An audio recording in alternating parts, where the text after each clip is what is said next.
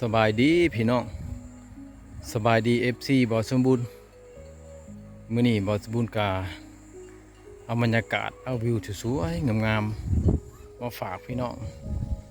มื้อนี้ถือว่าเป็นมื้อพิเศษในพี่น้องอากาศปลอดโปร่งแจ่มใสเป็นมื้อที่ว่าแดดออกในพี่น้องปกติแต่ละมื้อนะบ่เห็นแสงแดดมีมื้อนี้แหละเห็นแสงแดดประกายทั่งออกมาให้ต้นไม้ใบหญ้าให้พี่ให้น้องเฮามีกำลังใจแต่ก่อนนั้นบางทิศหลังนะฝนตกพี่น้องฝนตกทุกมือเห็ดไหน้ำท่วมเข้าหน้าเข้าสวนก็เจ้าบางไห่บางสวนที่ว่าอยู่ภูก็ถือดินเสาะดินเจือนมืดพี่น้องมื้อนี้ถือว่าเป็นมื้อพิเศษแหละพี่น้องบ่สมบูรณ์ก็อยากให้มันแดดอยู่กับพี่น้องเพราะว่าบ่สมบูรณ์บ่ได้ไปถ่ายคลิปทางใดเลยช่วงนี้อยู่แต่กับบ้านนานี่อยู่แต่กับ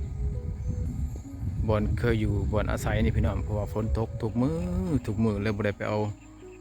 บรรยากาศบ้านอื่นมาฝากพี่น้องอยู่แต่กับบ้านนานี่พี่น้องมื้อนี้บ่สมบูรณ์ก็ปีนภูเขาขึ้นมาเพื่อจะให้พี่น้องชมวิวชมบรรยากาศหรือว่าชมทิวทัศน์ธรรมชาติของบ้านนาพี่น้องอันนี้คือบ้านนาเด้อพี่น้องบ่สมบูรณ์ถ่ายเป็นบ้านที่บ่สมบูรณ์ดำรงชีวิตอยู่นี่แหละพี่น้องมื้อนี้แดดออกแน่พี่น้องก็เลยว่าเฮ็ดให้มีวิวงามมาฝากพี่น้องนะปกติแล้วแต่ละมื้อนะมันจะบ่ค่อยแดดนะพี่น้องมื้อนี้แดดออกตอนค่ำพิเศษแน่น้อยหนึ่งพี่น้องจังซั่นแหละถือว่าเป็นโอกาสที่เหมาะสมพี่น้องบ่สมบูรณ์ก็เลยปีนภูเขาขึ้นมาเพื่อเก็บภาพบรรยากาศเก็บวิวสวยๆงามๆมาฝากพี่น้องให้พี่น้องได้เบิ่งอาคารสถานที่มาเบิ่งบรรยากาศเบิ่งทิวทัศน์ยามแล้งๆเนี่ยพี่น้องช่วงนี้ก็เป็นยามแล้งเนี่ยนะพี่น้องช่วง5 โมงพี่น้องแต่ว่าพิเศษเห็นแสงแดดให้มื้อนี้พี่น้องฝากเบื้องนั้นเป็นเส้นทางนะพี่น้องเส้นทางไปเวียดนามทางด้านลุ่มนี่เป็นสายน้ำห้วยพี่น้องสายน้ำห้วยไหลผ่าบ้านบรรนาตัวนั้นเป็นสายภูพี่น้องสายภูพะบังมาแต่เวียดจะเหยียดยาวไปเลยจนหอด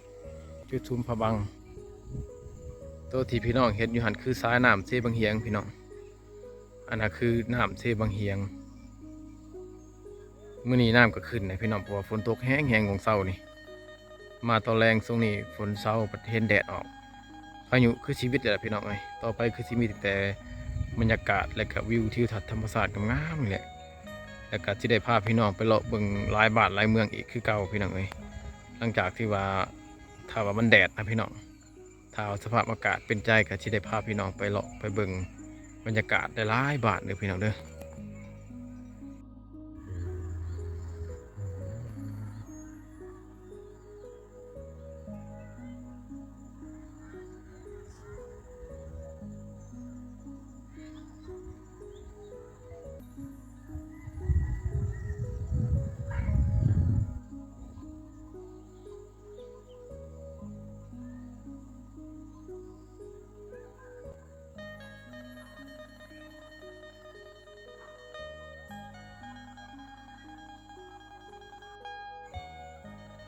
เอามาเบิ่งมุมสูงจังซี่ก็งามอยู่เลยพี่น้องสำหรับบ้านนาก็มีวิวทิวทัศน์ธรรมชาติงามพอเบิ่งพอแยงน้ำหมูเราพี่น้องเนาะบ่สมบูรณ์กับปีนภูขึ้นมาเป็นไห่ของสมานไห่ของประสนเนี่ยพี่น้องเข้าไห่ก็เจ้าก็เป็นไห่อยู่เทิงภูพี่น้องความสูงของภูก็บ่ธรรมดานะพี่น้องพี่น้องสังเกตบางภูตัวนี้ก็จะปีนขึ้นมาไห่ส่วนอันนี้คือความดุความหมั่นของชาวบ้านแท้ๆพี่น้องแต่ไห่เทิงภูนี่ส่วนหลายเขาจะห่างพี่น้องสาเหตุก็อย่างว่าเวลาฝนตกน้ำสู่ต้นเขาลงไปพี่น้องคือทางลงไปนี่เป็นทางน้ำพี่น้องเมื่อน้ำมันสู่มันทางก็เห็นให้ต้นเขานางห่างเอาเลยพี่น้องมันก็เลยบ่มีต้นเขาที่ว่าทีคือไห่อยู่ทงเพียงพี่น้อง จุดใดที่ว่าน้ำบ่ทางต้นเขาก็งามเลยพี่น้องเลยขนาดว่าให้เทิงผู้เลยพี่น้องเลยก็เจ้าบ่ได้ใส่ฝุ่ยบ่ได้ใส่ฝุ่นเขาก็ยังงามสำนี้พี่น้องก็เห็นว่าเป็นทงเพียงเขตที่ว่ามีฝุ่นข้างได้ต้นเขาแห้งงามเลยพี่น้องเลยมาจุดนี้ก็มาเห็นแม่เฒ่าเพิ่นเสียหญ้าพี่น้องนี่แล้วก็ขึ้นมาเสียหญ้าให้นะพี่น้องเอ้ยเราเห็ดกับกวางตัวได้พี่น้องประมาณ2 เฮกตาร์ให้นี่เบื้องนั้นของเขาเบื้องนั้นผู้จุดเทิงก็มีคนเชียร์ใหญ่พี่น้องพี่น้องจุดนั้นก็มีอีกให้นะเป็นเจ้าหนึ่ง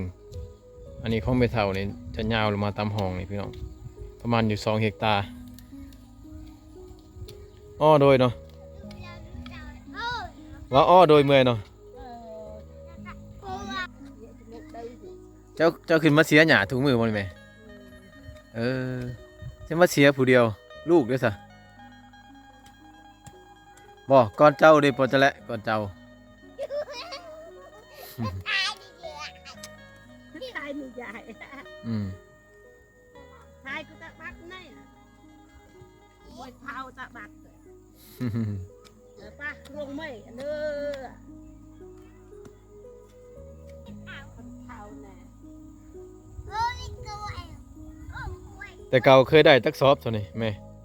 4 กระสอบโดยนี่บ่4 กระสอบโดยนี่โอ้ผู้ที่ว่ามีไห่มีนากะเฮ็ดนากับใครแหน่พี่น้องผู้ที่บ่มีเนี่ยก็จำเป็นต้องได้ปีนภูเขาขึ้นมาเฮ็ดไห่เฮ็ดสวนอยู่เทิงภูได้พี่น้องนะถ้าว่าผู้มีดินเพียงก็เฮ็ดไห่อยู่ทงเพียงก็ได้เข้าก็ได้หลายกว่าอยู่เทิงภูพี่น้องผู้ที่บ่มีก็จำเป็นต้องได้ปีนขึ้นมาปีนภูเขาขึ้นมาเฮ็ดไห่สวนเทิงภูได้พี่น้องนะมาเยอะปะชูปะได้ปะชูปะเบียร์แทมชูปะได้ย่องปะได้ทางขึ้นมาไห่แล้วนี่ก็บ่ธรรมดานะพี่น้องความสูงชันขนาดพี่น้องเวลาฝนตกนะผู้ที่ว่าบ่เคยขึ้นก็หมื่นได้พี่น้องทางขึ้นไห่ขึ้นสวนของเรานี่ก็ดี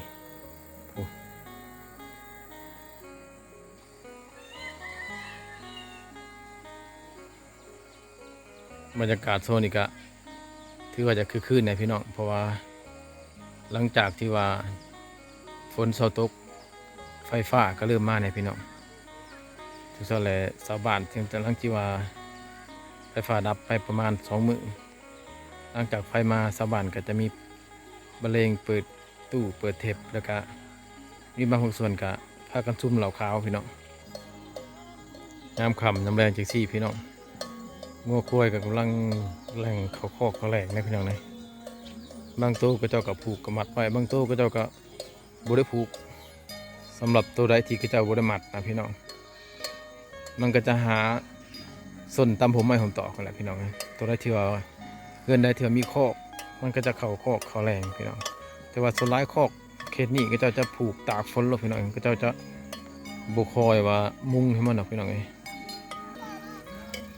บรรยากาศก็คือคืนพี่น้องคือดังบ่สมบูรณ์บ่ยามค่ำจังซี่ชาวบ้านมาแต่หายแต่สวนกับมาจุ่มมาโฮมกันฝนนี่กำลังเศร้าวังเลยพี่น้องน้ำยังไหลในเดินบ้านอยู่ก็พิเศษแต่ว่าเห็นแดดอะไรมือนี่พี่น้องก็มีโอกาสว่าคือชีวิตพายุนะพี่น้องหลังจากที่ตกมา10 ปลายมื้อพี่น้องฝนตก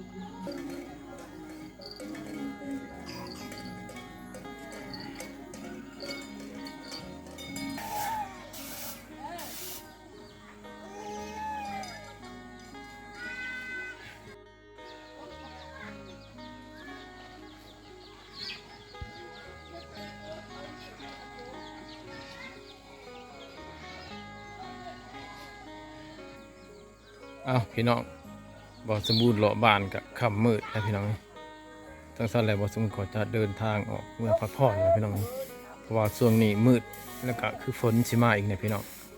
พบกันใหม่คลิปหน้าสำหรับคลิปนี้ก็ขอฝากไว้เท่านี้พี่น้องอย่าลืมกดไลค์กดแชร์กดติดตามเจอกันใหม่คลิปหน้าขอกำลังใจ